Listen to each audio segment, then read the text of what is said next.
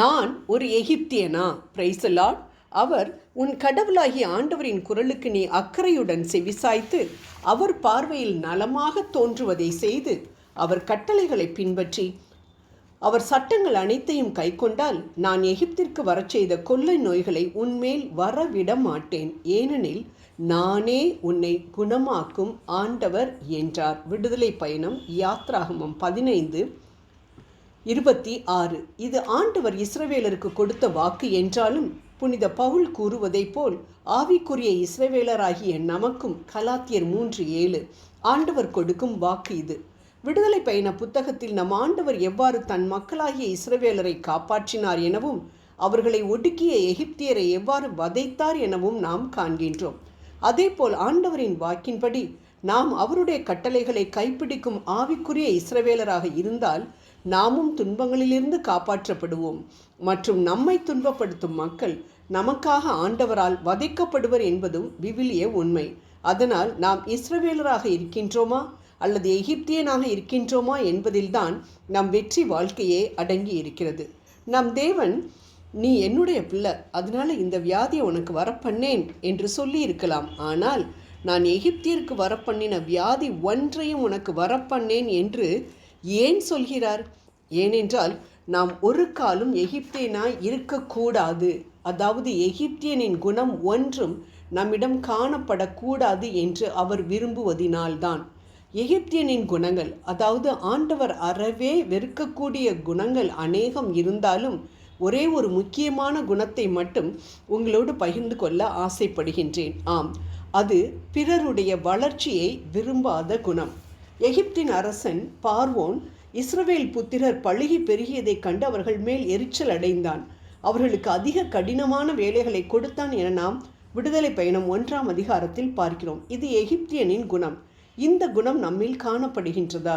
என்னோடு இருப்பவன் என்னை விட உயர்ந்து போயிடக்கூடாது, என்னை விட சிறந்து காணப்படக்கூடாது, என் பிள்ளையை விட பக்கத்து வீட்டுக்காரனுடைய பிள்ளை அதிக மதிப்பெண்கள் அதிக வருமானமுள்ள வேலை பெற்றுவிடக்கூடாது, என்னை விட என் சகோதரன் சகோதரி அதிக சொத்து சேர்த்து விடக்கூடாது என்று நினைத்தோம் என்றால் நம்மில் எகிப்தின் வாசனை தென்படுகிறது என்று தானே அர்த்தம்.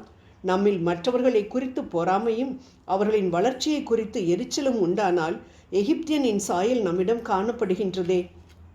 ஆம் அன்பானவர்களே, தன்னுடன் வேலை பார்க்கும் மற்றவன் வேலையில் உயர்வு பெற்று வளமாக வாழ்ந்தால் அவனை கீழே தள்ளிவிட தந்திரமாக செயல்பட்ட மனிதர்களை தான் நாம் பார்க்கிறோம். யார் இவர்கள்? எகிப்தியர்கள். அவனை விட இவனை விட நான் நன்றாக இருக்க வேண்டும் என்று நினைப்பவன் எகிப்தியன். ஆனால் எல்லோரும் நன்றாக இருக்க வேண்டும் என்று நினைப்பவன் இஸ்ரவேலன். நம்மை போல ஏதோ ஒன்றில் குறைவுபட்டவர்கள் இப்பொழுது மேன்மையான நிலைக்கு வந்திருக்கலாம். என்னை போல தானே அவங்களும் கஷ்டப்பட்டுக்கிட்டு இருந்தாங்க, இப்போ நல்லா மேலே போயிட்டாங்களே என்று எரிச்சல் அடையாமல் அவர்களை வாழ்த்துவோம்.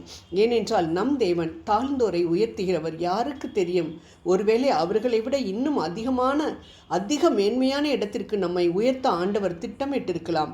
நம் முறுமுறுப்பினால், பொறாமையினால், எரிச்சலினால் அந்த ஆசீர்வாதத்தை நாம் இழந்து விடக்கூடாது.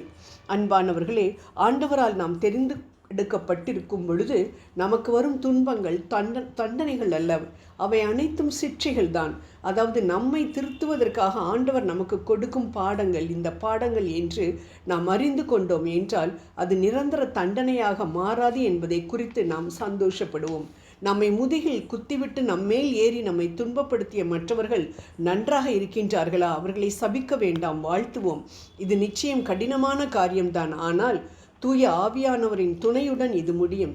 என் கிருபை உனக்கு போதும், உன் பலவீனத்திலே என் பலன் பூரணமாய் விளங்கும் 2 கொரிந்தியர் 12:9 என்று சொல்லி நம் பலவீனத்தில் உதவி செய்ய துடித்து கொண்டிருக்கக்கூடிய தூய ஆவியை நம் துணைக்கு அழைப்போம், துணை பெறுவோம். அன்பானவர்களே, எப்பொழுதும் நாம் ஆண்டவரை பற்றி கொண்டு ஆண்டவரே கதி என்று அவர் பாதத்தின் அடியில் நாம் அமர்ந்து அவரிடம் நம் குறைகளையெல்லாம் சொல்லும் பொழுது இந்த எகிப்திய குணங்கள் எதுவும் நம்மில் காணப்படாதபடி ஆண்டவர் பார்த்து கொள்வார் என்பதில் சந்தேகம் இல்லை. ஜெபம் செய்வோம்.